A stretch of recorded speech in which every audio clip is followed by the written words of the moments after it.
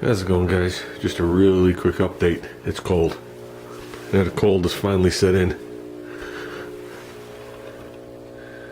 Oh yeah. So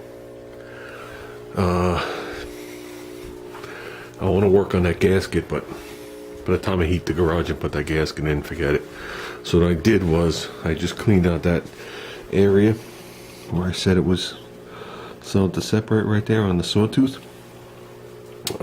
Just cleaned it.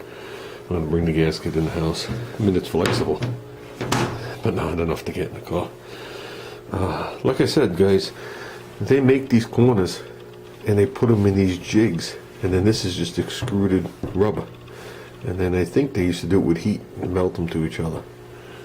So for them to fail at that point is, I would figure, pretty common. The moldings that were on the car had cracked completely and was split by at least 1/4 of an inch in multiple spots, so you're able to see right past the glass. That's how dried out the rubbers are that were on the car. And here's the killer. These came off a 66. My car's a 64. They both came from the same area in Connecticut in the Northeast. They were within towns from each other their whole life.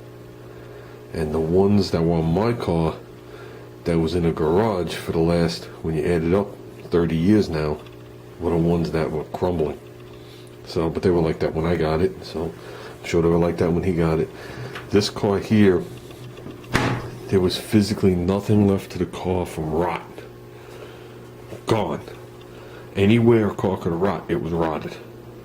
You opened up the back doors, the dog legs, the fender wells, the inner fender wells were gone. The rockers were gone. I have a mint tailgate skin, but the tailgate itself is, the whole bottom is gone. But where the skin comes around and pinches, the actual skin has no surface rust on it. But I guess everything filled up in the gate and took the bottom of the gate out. I saved it for the skin and the regulator in the rear window. Nowhere for the hood hinges to bolt on. They rotted off. That's how bad this car was. It was gone. So, it's amazing how two things could have totally different lives and you don't know why. The paint on this wagon here, the 64, was the original paint on it. You could have waxed it and got some kind of shine out of it. It wasn't faded, it was just old. So, it's odd. Interior of the 64 had absolutely positively no seat rips and no fading from sun. So it's weird that the gaskets actually failed. But whatever.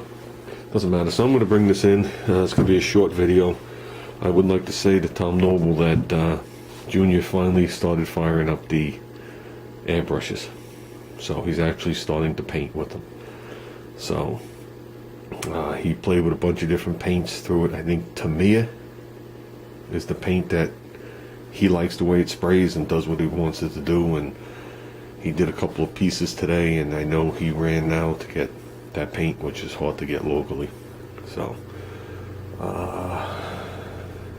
but I just figured I'd let you know that you guys will start to see videos sooner or later coming of him airbrushing with the airbrush that Tom Noble was kind enough to give my son. That's it, because my son has a real cheap one, so he's practicing on the cheap one and he's going to move up to the good one. That's the way he feels, in case anything went wrong or clogged or did anything, he didn't want to break the good one. I can understand that. It's the way to go.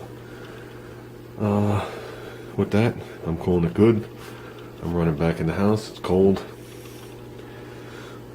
Almost cold enough where you can't wear shorts and no shoes. Oh, sorry. So,